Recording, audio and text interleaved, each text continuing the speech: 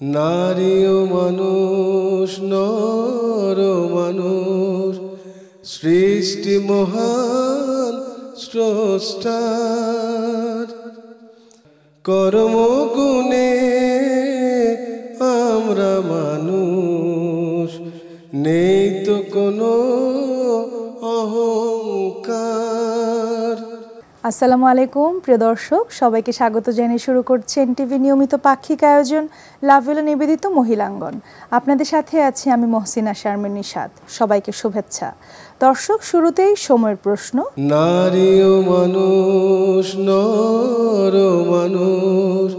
আর সময়ের প্রশ্নে আমাদের সাথে আছেন ডক্টর নাসিমা হাসান, বিশিষ্ট শিক্ষাবিদ। আসসালামু আলাইকুম। আপার সময়ের প্রশ্নে আমরা বিভিন্ন সমসাময়িক বিষয়গুলো নিয়ে প্রশ্ন করে সেগুলোর উত্তর দর্শকদের জানাবার চেষ্টা করব। জি, সব সময়ের একটি বিষয়, সেটি হচ্ছে আপনার নলেজ কিংবা জ্ঞান। এবং আমরা জানি যে নলেজ ইজ পাওয়ার, এবং আমরা জানি যে কুরআন শরীফও কিন্তু ইকরা শব্দটা দিয়ে শুরু হয়েছে এবং জ্ঞানকে আসলে অনেক বেশি গুরুত্ব দিয়েছে।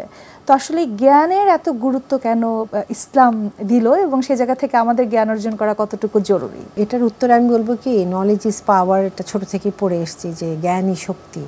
হ্যাঁ, ইসলামেও বলছে যে তুমি একটু আগে যেমন কোরআনের আয়াতে যে পড়ো, অধ্যয়ন করো, কোরআনে এত জোর দিয়েছে। তারপরে আরও আমরা দেখি যে কোরআনে আল্লাহ তাআলা বলেছেন যারা জানে এবং যারা জানে না তারা কি সমান? আলো ও অন্ধকার যেমন সমান না, কোরআনে এইভাবেও কিন্তু তুলনা এসেছে বোঝানোর জন্য। কিন্তু এখানে যেটা যে জ্ঞানী ক্ষমতা একটি বাক্যের মতো যে আমরা পড়ে এসেছি, এটার সাথে ইসলাম আরেকটু বেশি যোগ করে। সেটা কি, যে জ্ঞান শুধু থাকলে হবে না, সেই জ্ঞান অনুযায়ী আমাকে কিন্তু আমল করতে হবে। এবং এই আমলটা যদি আমি না করি তাহলে জ্ঞানটা কিন্তু আমার পরিপূর্ণভাবে কাজে লাগলো না। ইসলামের শিক্ষাই হলো যে আমি কোরআন পড়বো, রাসূলুল্লাহ সাল্লাল্লাহু আলাইহি ওয়াসাল্লামের জীবনী পড়বো, হাদিস পড়বো, কিন্তু সেটা পড়ে আমাকে কি করতে হবে? জীবনে প্রতিফলন ঘটাতে হবে। প্রতিফলন যদি না হয়, এটা কিন্তু একটি কি বলবো, একটি খুব দামি জিনিস যেটা আমি ধরে রেখে দিয়েছি। এটার যে প্রভাবটা আমার শরীরে, মনে, আচরণে, বুদ্ধিতে, সেটা আমি হতে দেইনি। কাজে এখানে জ্ঞানের সাথে আমি বলবো কি অ্যাকশন, অর্থাৎ আমল, এটা যখন সংযুক্ত হবে, এটা তখন আসলেই ক্ষমতার মতো হবে। এবং আল্লাহর দৃষ্টিতে কি হবে? এই জিনিসটা আমাকে হেদায়েতের পথে রাখবে। এবং এই নলেজ, অর্থাৎ ইসলামিক নলেজ এবং পার্থিব যেই নলেজ আমরা গেইন করব, এটাকে আমরা তখন আল্লাহর জন্যই অর্জন করব। এবং সাথে আমলটি হবে অবশ্যই আল্লাহ এবং তার রাসূলের আনুগত্য করা। এই দুটোকে যখন মিলাবো, তখনই কিন্তু আসলে দুনিয়াতে মানুষ সত্যিকারের মুসলিমে পরিণত হবে। কাজে জ্ঞানী শক্তি তখন সত্যিকারের শক্তি হয় যখন এটার সাথে আমলটাও সংযুক্ত হবে, ইনশাআল্লাহ। ইনশাআল্লাহ।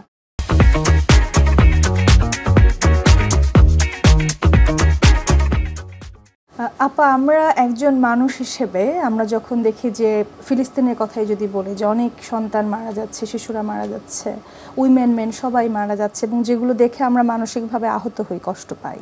তো সেই জায়গা থেকে আসলে ওই ফিলিস্তিনিদের জন্য আমাদের করণীয় কিছু রয়েছে কিনা?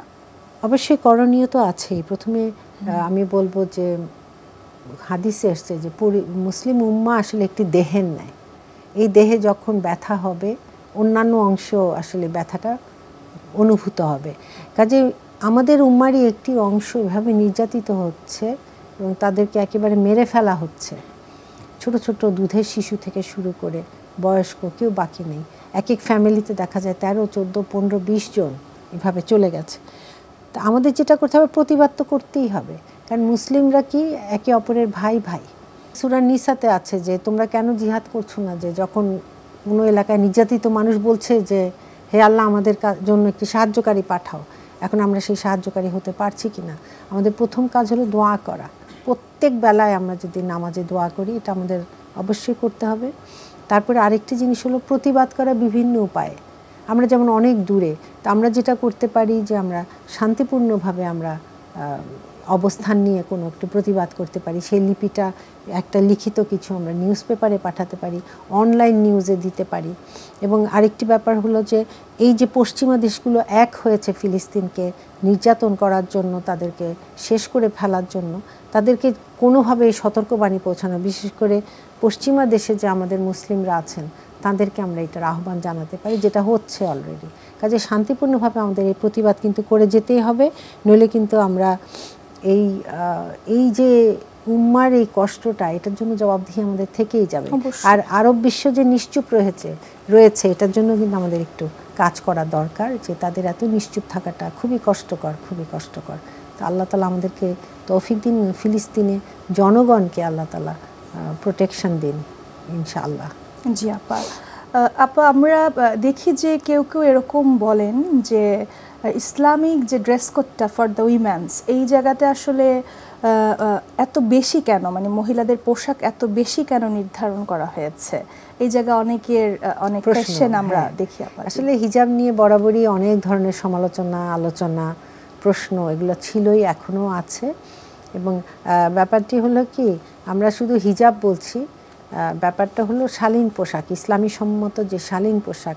এবং এই হিজাবটা যে আমরা যে পড়েছি এখন, তুমিও পড়ে, এটা শুধু মাথার ঢাকাটা হিজাব নয়, বরং মাথাটা এমনভাবে ঢাকা যে তার কোরআন অনুযায়ী সূরা নূরে আছে যে এমনভাবে মাথায় কাপড়টা দিবে যে যেটা সুন্দর করে আবার তার শরীরের সম্মুখ অংশ ঢেকে যাবে। এই যে ব্যাপারটা, এটা আল্লাহ তাআলা কিন্তু ক্লিয়ারলি বুঝিয়ে দিয়েছেন সুস্পষ্টভাবে, যে মেয়েদের বক্ষদেশ যাতে দেখা না যায় এমনভাবে পোশাক পরবে, এবং এটা অবশ্যই দেখা যায় এরকম পাতলা হবে না, হ্যাঁ, এবং ঢিলা ঢালা হবে। তার চেহারা, তার হাতের কবজি, পায়ের গোড়ালি ছাড়া সমস্ত শরীর ঢিলা ঢালাভাবে ঢাকা থাকবে, সেটা যেই ধরনের পোশাকই হোক। এবং এটা যেহেতু ইসলামী সম্মত পোশাক, এটা বেশি না কম, এটা কিন্তু আমরা তুলনা করছি ছেলেদের পোশাক অথবা পশ্চিমা নারীদের পোশাক হিসাবে, তার সাথে তুলনা করে বলছি। কাজে এই তুলনা কিন্তু চলবে না, কারণ তারা কিন্তু তাদের মতো পরে, যেদিন ইচ্ছা হলো যা খুশি পরে। তাদের নানরা যেই পোশাক পরে সেটা নিয়ে কিন্তু মানুষ প্রশ্ন তোলে না যে এত কেন পোশাক পরে মেয়েরা যারা নান হয়ে যায়। কিন্তু আমাদের মুসলিম নারীরা পরলে কিন্তু প্রশ্ন, অথচ প্রায় কাছাকাছি পোশাক কিন্তু এটা, তখন কিন্তু কেউ প্রশ্ন তোলে যায় যে নানরা কেন মাথায় কাপড় দিবে। সো এটা আমাদের ধরে নিতে হবে যে আল্লাহর তরফ থেকে হুকুম, এবং এটাই, সেটা কমও না বেশিও না, বরং সঠিক। অনেকে বলে থাকেন, পর্দার ব্যাপারে আরেকটু বলবো, যে অনেকে এরকম বলে থাকেন যে আসলে মনের দিক থেকে তো আসলে মেয়েরা পরিষ্কার, বা তাদের ভিতরে ঈমান আছে, তারা আল্লাহকে বিশ্বাস করেন, তাদের ভিতরে কোনো অশালীনতা নেই, সেক্ষেত্রে পর্দা করেই কেন আসলে এই নিজেদের ভিতরে যে শালীনতা সেটাকে আসলে প্রকাশ করতে হবে? বুঝতে পেরেছি। মানে অনেকেরই প্রশ্ন যে আমার মনটা তো পরিষ্কার, আমি তো কোনো খারাপ চিন্তা করি না, আমাকে কেন পর্দা করতে হবে?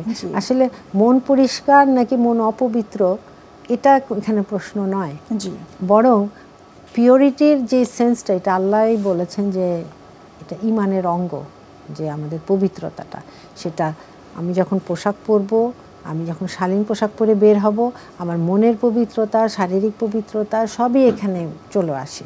কিন্তু কথা হলো যে আমি মনে মনে কি চিন্তা করছি, বা পরিষ্কার মন নিয়ে বের হলাম, এটার চেয়েও আরেকটি ব্যাপার হলো যে অন্যেরা আমাকে কোন চোখে দেখছে, সেই দৃষ্টি থেকে আমাকে হেফাজতের জন্য কিন্তু আল্লাহ এই পোশাক পরতে বলেছেন। কাজে এটা আমি যতই সিম্পল হই, ইনোসেন্ট হই, এটা এখানে ছাড় নেই যে আমি হিজাবটা তখন পরবো না, বা আমি শালীন পোশাক পরবো না। বরং ইসলামে যেমন পরপুরুষের দৃষ্টিকে আল্লাহ বলেছেন সংযত করতে সূরা নূরে, তেমন একটি নারীকেও বলেছেন কিন্তু দৃষ্টিকে সংযত করতে। কাজে উভয় দৃষ্টির ব্যাপার আছে, এবং মেয়েদের যেহেতু শারীরিক কাঠামো অনেক আকর্ষণীয় করে আল্লাহ তাআলা তৈরি করেছেন, সেই জন্য মেয়েদেরকে যখনই জনসমক্ষে যাবে সে একটি শালীন পোশাক পরে নেবে। এই প্রেক্ষিতে আমার মনে পড়ছে, আমি যখন পড়াতাম, একটি টিনেজ মেয়ে, আমার ছাত্রী, আমাকে জিজ্ঞাসা করলো যে ঈদের একটি ঈদ পুনর্মিলনী ধরনের একটি অনুষ্ঠান হবে, তো আমাকে বলল যে, খুব খুশি হয়ে বলল যে ম্যাডাম আমি শাড়ি পরবো। আমি বলছি হ্যাঁ ভালো, ওখানে তো মেয়েদের সেকশন আলাদা। তো বলে যে আমি কি ব্যাকলেস ব্লাউজ পরতে পারি? তো প্রথমে আমি বুঝিনি, তারপর কি পরবে, ব্যাকলেস মানে পিঠে কোনো কাপড় নাই, এই ধরনের ব্লাউজ সে পরতে চায়। তখন আমি বললাম যে একটি টিনেজ মেয়েকে সরাসরি না দিয়ে কথা শুরু না করে আমি বললাম যে দেখো, এটা যে তুমি পরবে, তুমি তো এটা বাসা থেকে বের হয়ে আসবে, একটা রিক্সা, তারপর রিক্সা চালক গাড়ি চালক সবার সামনে দিয়েই আসবে, এরা কিন্তু সবাই তাকিয়ে দেখবে, কেউ তোমাকে সম্মানের চোখে কিন্তু দেখবে না, সবাই কিন্তু অন্যভাবে তোমাকে দেখবে। এটা বুঝিয়ে কারণ মেয়েটা তো বেশি বড় না, হার্ডলি সে 15। তো এগুলো দিয়ে বললাম যে তুমি কি চাও যে খারাপ চোখে তোমাকে মানুষ দেখুক? তো এই যে তার মনটা কিন্তু, সে তো ইনোসেন্ট, নইলে সে পিঠে কাপড় নেয় আমি ব্লাউজ পরবো কিনা এটা আমাকে জিজ্ঞাসা করার, মানে কত সিম্পল মাইন্ডের সে। অবশ্যই। হ্যাঁ, এবং সে খুবই ছোট বয়স, আমি বলবো দুনিয়া এখনো কিছুই চেনে নেই। তো তাকে একটু করে বুঝালাম যে এটা কি তুমি চাও? সে বলেছে না আমি তো চাই না। আমি বলছি তাহলে দেখো একটা সম্মানের ব্যাপার আছে আমাদের, এরকম ব্লাউজ আমরা পরতে পারি না। তো এইটাই এখানে, এইটার সাথে আমার মনে হয় একটু সংযোগ আছে এই প্রশ্নটার, যে বাচ্চা মেয়েটার মন তো পরিষ্কার ছিল, কিন্তু তার হিজাব ফরজ হয়ে গেছে। হিজাব মানে আমি বলছি শালীন পোশাকটা, ইসলামী সম্মত পোশাক, এবং এটা তাকে পরতেই হবে। তার মন যতই পরিষ্কার হোক, মানুষ তো মন পরিষ্কার না, আমি তো জানি না কার মন খারাপ আর কার। এই জন্য আল্লাহ তাআলা ঢালাও সবার সামনে যাওয়ার সময় এটা করেছেন। ওই পুরুষের মন ভালো, ওর সামনে আমি মানে নর্মাল কাপড় পরলাম, আর ওই পুরুষের মন ভালো না, এজন্য আমি তখন ইসলামী সম্মত পোশাক পরলাম। এটা তো বাস্তব নয়, তাই নয় কি? জি আপা, এবং আমি মনে করি যে পিতামাতা এবং আমাদের শিক্ষক যারা আমরা আছি, আমাদেরও কিন্তু অনেক ভূমিকা রয়েছে। যে এই যে আপা যেটি বললেন যে সরল মন কিংবা যেই গ্রোয়িং যে মাইন্ড, এদেরকে নিয়ে আসলে কাজ করে কিন্তু আমরা আস্তে আস্তে করে বুঝিয়ে কিন্তু সঠিক পথে নিয়ে আসতে পারি। আপনাকে অনেক ধন্যবাদ আপা এতগুলো প্রশ্নের উত্তর এত সুন্দর করে দর্শকদের জানাবার জন্য। ধন্যবাদ।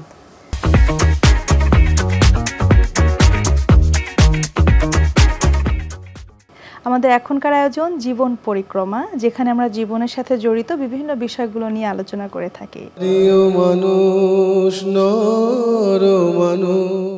দর্শক, আমাদের আজকের বিষয় আদব অথবা ম্যানার। আজকের বিষয় নিয়ে কথা বলবেন প্রফেসর ডক্টর সালমা আইনি, বিশিষ্ট শিক্ষক এবং লেখক। আসসালামু আলাইকুম রহমতুল্লাহি ওয়া বারাকাতুহু। আপা কেমন আছেন? আলহামদুলিল্লাহ রাব্বিল আলামিন, অনেক ভালো আছি। আপনি কেমন আছেন? আলহামদুলিল্লাহ আপা, ভালো আছি। এবং আজকে অত্যন্ত সুন্দর একটি বিষয় নিয়ে কথা বলবো, কারণ আমরা জানি যে ইসলাম কোনো ধর্ম নয়, এটা একটি পূর্ণাঙ্গ জীবন ব্যবস্থা। যে জীবন ব্যবস্থা আমাদেরকে সকল কিছুর জন্য নির্দেশনা স্পষ্টভাবে দিয়েছে। তো আপা, আমরা ডেইলি ম্যানার্স নিয়ে কথা বলবো। তো সেখানেই প্রথমে জানতে চাইবো যে এই যে আমরা অন্যের সাথে কথা বলি, এই কথোপকথনের ক্ষেত্রে আসলে ইসলামী আদব কীরকম হওয়া প্রয়োজন? বিসমিল্লাহির রহমানির রহিম। ইসলামী আদব কথা বলার ক্ষেত্রে প্রথমেই হচ্ছে সালাম বিনিময় করা। কেননা আমরা যখন কাউকে সালাম দিয়ে গ্রিট করি, তখন অনেকগুলো ব্যাপার এখানে সুনিশ্চিত করা হয়। তার মধ্যে একটি হচ্ছে যাকে সালাম দেওয়া হচ্ছে এবং যিনি সালামটি দিলেন, উভয় পক্ষই একে অন্যের কাছে নিরাপদ। নবী সাল্লাল্লাহু আলাইহি ওয়াসাল্লাম বারবার বলেছেন যে তোমরা তোমাদের মধ্যে সালামের প্রচলন অধিক মাত্রায় করো। কেননা যখন আমরা একজন আরেকজনের সাথে মিষ্টিভাবে তাকে আমি বুঝতে চেষ্টা করে, তার দিকটাকে উপলব্ধি করে যখন আমি কমিউনিকেশন শুরু করব এবং চালিয়ে নেব, তখন আর্গুমেন্ট চলে যাবে। যদি কোনো রাগের বিষয় থাকে সেটি প্রশমিত হবে এবং আপনার অপর পক্ষকে কনভিন্স করাটাও অধিকতর সহজ হবে বলেই আশা করা যায়। কাজেই দৈনন্দিন জীবনে আমাদেরকে সবচেয়ে বেশি যেটি করতে হয় সেটি হচ্ছে কথা বলা। সো কথা বলার আদব হচ্ছে প্রথমে মন থেকে, অন্তর থেকে অপর পক্ষের জন্য শান্তি কামনা করা, তার ভালো চাওয়া, এবং তারপরে গুছিয়ে সুন্দর করে টু দ্য পয়েন্ট উদ্দেশ্যকে সামনে রেখে এবং উদ্দেশ্যের ভিতরে আল্লাহ সুবহানাহু তাআলার সন্তুষ্টি লাভের বিষয়টিকে টেনে এনে যদি আমরা কথা শুরু করি এবং শেষ করি, আমরা ধরে নিতে পারি এর একটি বড় ধরনের জাযায়ে খায়ের আল্লাহ সুবহানাহু তাআলার পক্ষ থেকে আমাদের উপরে চলে আসবে। জি আপা, আল্লাহ তাআলা বলেছেন আমরা যেন জিহ্বাকে সংযত করি এবং আমার কথার মাধ্যমে কেউ যেন আসলে আঘাত না পায়। কিন্তু দেখা যায় আপা, এই যে অন্যকে আঘাত দেয়া, গীবত করা, এই বিষয়গুলোকে কিভাবে দেখছেন? আচ্ছা, এখানে আরেকটি কথা বলতে চাই। দেখুন, কথা দিয়ে যেমন মানুষকে জয় করে ফেলা যাবে, যেমন বলা আছে যে কেউ যদি আপনার কাছে কিছু চায়, আমাদের কাছে কিছু চায়, তখন বলা আছে যে আমি যদি দিতে নাও পারি, তাকে একটি স্মিত হাসি দিয়ে এবং সুন্দর কথা দিয়ে তাকে অপারগতা প্রকাশ করতে হবে। এই যে ভালো ব্যবহার কিন্তু কথার মাধ্যমে হয়, কথা দিয়ে শান্তি করে ফেলা যায়, কথা দিয়ে যুদ্ধ বাঁধিয়ে দেওয়া যায়। শুধুমাত্র ওয়ার্ডস এমন একটা ব্যাপার যেটি নবী সাল্লাল্লাহু আলাইহি ওয়াসাল্লামের ক্ষেত্রে একটি চরম সুন্দর দৃষ্টান্ত ছিল। কেননা তিনি সবার সাথে সুন্দর করে কথা বলতেন, সবাইকে উনি এমনভাবে কথা বলতেন যে মনে হতো তাকেই বোধহয় গুরুত্ব দেওয়া হচ্ছে। মানে যখন যার সাথে কথা বলছেন তখন তার প্রকাশভঙ্গি, বাচনভঙ্গি এমন ছিল মনে হতো যেই ব্যক্তিকে উদ্দেশ্য করে বলছেন সেই ব্যক্তি সবচেয়ে ওনার কাছে প্রিয় এবং কি বলবো, মোস্ট ইম্পর্ট্যান্ট। তো এইটাও হচ্ছে একটি ব্যাপার। আচ্ছা, যখন আপনি সুন্দর করে কথা বলছেন বা আপনি কাউকে অনিষ্ট থেকে দূরে রাখার চিন্তা করছেন, তখন কি হবে, গীবত তো আসলে একটি কবিরা গুনাহ এবং এটি আল্লাহ সুবহানাহু ওয়া তাআলা বলে দিয়েছেন, তুমি কি তোমার মৃত ভাইয়ের গোশত খেতে পছন্দ করবে? কেননা যখন জাহান্নামের বর্ণনা পাওয়া যায় সেখানে কিছু ব্যক্তির মুখ থেকে আসলে যেটা বলা হয় যেরকম মিটের টুকরো পড়বে, তো বলা হবে যে কেন, তারা কি করেছিল এই পৃথিবীতে, এবং তারা আসলে ওই যে গীবত করা বা ব্যাক বাইটিং, অন্যের দোষ আরেকজনের কাছে বলে বেড়ানো, সেটি, এবং গীবতের দুটো ব্যাপার রয়েছে এখানে। একটি হচ্ছে যে আসলেই সেই ব্যক্তি এমন, তার সম্পর্কে বলে বেড়ানো হচ্ছে, আরেকটি হচ্ছে মিথ্যে অপবাদ দেওয়া, সেটি আরও ভয়ঙ্কর। দুটি সমভাবে ইসলামে ঘৃণিত। কাজে গীবত এমন এক ব্যাপার যেটি অত্যন্ত লোভনীয়, কেননা এটি করতে সবারই খুব ভালো লাগে। একজন শুরু করলে দেখা যায় এর সাথে 5 জন আরও 5টি কথা যোগ করে দেন, যিনি কি না এখানে ছেদ ঘটাতে পারবেন। ধরুন আমরা কোথাও বসে আছি, সেখানে এমন কিছু প্রসঙ্গ উঠে গেল, তাদের মধ্যে আমাদের মনে রাখতে হবে যে আমাকে সেই ব্যক্তি হতে হবে যিনি গীবতকে নো বলবেন, যে না, গীবত শুনবো না, করব না, অংশগ্রহণ করব না এবং উৎসাহিত করব না। কেন করব না? আল্লাহ তাআলা এটা পছন্দ করেন না। যার সম্পর্কে গীবত করা হচ্ছে তিনি তো ওখানে উপস্থিত নেই ডিফেন্ড করার জন্য, তারও তো কিছু কথা বলার থাকতে পারে। দেখা যাচ্ছে গীবতের মাধ্যমে একতরফা জুরিসডিকশনে চলে যাওয়া হচ্ছে, একটি মানুষ সম্পর্কে একতরফা ধারণা তৈরি করা হচ্ছে। তিনি হয়তো বিশেষ প্রেক্ষিতে বিশেষ কিছু করেছেন, তিনি হয়তো তেমনটি নন, তাহলে তাকে তো আমরা অন্যায়ভাবে অপবাদ দিয়ে দিচ্ছি। গীবত থেকে আমাদের অবশ্যই অনেক অনেক দূরে থাকা একেবারেই প্রয়োজন। জি আপা, এবার একটু অন্য প্রসঙ্গে যাই আপা, যে আমাদের যেহেতু আমরা ম্যানার্স নিয়ে কথা বলছি, তো আমাদের খাবারের আসলে আদবগুলো কীরকম হওয়া উচিত? আসলে ইসলাম এমন একটি ব্যাপার, এমন কোনো দিক নেই যে ব্যাপারে নির্দেশনা দেওয়া হয়নি। এখন আমরা মানি না, সেটি আমাদের নিজস্ব প্রবলেম। কিন্তু খাবারের ব্যাপারে যেমন প্রথমেই শুকরিয়া আদায় করা, যে খাবারটি তো আল্লাহ তাআলা যদি আমাকে প্রোভাইড না করতেন এটি আমার কাছে আসতো না। আমাদের অনেকের একটু খুঁতখুঁতে স্বভাব রয়েছে, যে খাবার পছন্দ না হলে খুব বেশি রকমের উদ্বেলিত হয়ে যাওয়ার একটি টেন্ডেন্সি থাকে। খাবার আদব প্রথমেই হচ্ছে যে প্রথমে শুকরিয়া আদায়, বিসমিল্লাহির রহমানির রহিম, যিনি আমার প্রোভাইডার তাকে মনে করা, তাকে ধন্যবাদ দিয়ে আমার যা সামনে আছে, কারণ এটি তো উনি অনেক আগে নির্ধারণ করে ফেলেছেন। এটি আসলে চাইলেও পাবো না, আবার না চাইলেও যে আসবে না তা নয়, যেটি নির্ধারিত সেটি আসবে। আর মজার ব্যাপার হচ্ছে কি, যে দেখুন খাদ্য পানীয় এমন একটি বিষয় যে টেবিল ভর্তি সব কিছু রয়েছে, কিন্তু তার শারীরিক অবস্থাটি নেই সেগুলো গ্রহণ করার, এমনটিও হতে পারে। আবার টেবিলে একেবারেই খুব সামান্য, যৎসামান্য কিছু রয়েছে, কিন্তু যিনি খাবেন তিনি এতই তৃপ্তির সাথে সেটি গ্রহণ করলেন যে তিনি মন এবং শরীরের দিক থেকে, আত্মার দিক থেকে অনেক বেশি প্রফুল্ল হয়ে উঠলেন। তো এখন আদব হচ্ছে প্রথমে যেটি বললাম শুকরিয়া আদায়, আল্লাহ তাআলার নাম নিয়ে খাওয়া শুরু করা। তারপরে আছে হাদিস শরীফে আছে যে খাবার সবসময় নিজের যেই জায়গাটায় অংশটুকু নিজের কাছাকাছি ওখান থেকে শুরু করা, ছোট ছোট ছোট ছোট করে, মানে অন্যের দিকে, দূরের দিকে হাত না দিয়ে নিকটবর্তী যে অংশ রয়েছে সেখান থেকে আস্তে আস্তে খাওয়া, সুন্দর করে চিবিয়ে খাওয়া, এটা তো হাইজিনিকও বটে। জি আপা। তারপরে হচ্ছে যে আমার খাবারের শুরুতে পানি না খাওয়া, মাঝে পানি না খাওয়া, এগুলো আছে সব, প্রতিটির একদম সুন্দর হাইজিনিক ব্যাপার এখানে প্রথিত আছে। তারপরে হচ্ছে যে যখন খাচ্ছেন খেতে খেতেও শুকরিয়া আদায় করা, দোয়া করতে থাকা, যেই খাদ্যে যা কিছু ভালো আমার শরীরের জন্য সেটি কাজে লাগুক, যা কিছু এর মধ্যে অনিষ্টকর তা যেন আমার শরীরে না আসে। এভাবে দোয়া করতে করতে খাওয়া, কথা না বলা, খাবার সময় কম কথা বলা, কেননা এটি একটি খুব বড় ধরনের ইবাদত। আবার দেখুন, খেতে গিয়ে যদি বেশি কথা বলা হয় অনেক সময় কিন্তু চোকিংয়ের একটা সম্ভাবনা থাকে, এটিও একটি আদব। তারপরে হচ্ছে আমরা অনেকে বলি না যে খাবার টেবিলে সারাদিনের কথা, আসলে কথা টুকটাক বলাটা ঠিক আছে, কিন্তু খুব মনোনিবেশ করেই আসলে খাদ্য গ্রহণ করাটা উচিত। তারপরে হচ্ছে 3 ভাগের 1 ভাগ খাদ্য গ্রহণ, 1 ভাগ পানি, 1 ভাগ খালি রাখা, এটি একটি আদব। এটি হাদিসে বারবার এসেছে। এতে করে স্বাস্থ্য ভালো থাকে, মন ভালো থাকে, খুব ঝরঝরে থাকা যায়। খাবারের আরও আদব হচ্ছে যে আপনি যখন খাচ্ছেন তখন আপনার আশেপাশে যদি কেউ থাকেন তাদের দিকে আপনাকে অবশ্যই লক্ষ্য রাখতে হবে যে মানে আমার সামনে আছে আমি নিয়ে নিলাম সব কিছু, তা নয়, তারাও সুন্দরভাবে পাচ্ছেন কি না, বরঞ্চ আমি যদি একটু সেই পরের দিকেও নিই সেটিও সৌন্দর্য। তাদের আগে সার্ভ করে দিয়ে তারপরে নিজে নেওয়া, এটি একটি আদব। কারোর কিছু প্রয়োজন আছে কিনা সেটির দিকে লক্ষ্য রাখা আদব।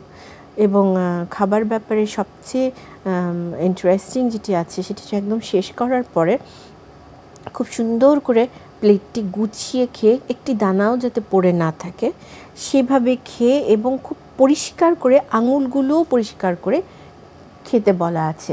কারণ হাদিস শরীফে আবারও আমরা পাই, নবী সাল্লাল্লাহু আলাইহি ওয়াসাল্লাম বলেছেন যে ঠিক আঙুলের কোন অংশটিতে বারাকা রয়েছে সেটি আমাদের জানা নেই। খাদ্যের কোন অংশে বারাকা এবং বিশেষ করে আঙুলগুলোর কোন অংশে বারাকা রয়েছে যেহেতু এটি জানা নেই, সুশৃঙ্খলভাবে সেগুলোও সুন্দর করে মুছে খেয়ে ফেলাটা জরুরি। এগুলো সব কিছু আদবের পর্যায়ে পড়ে।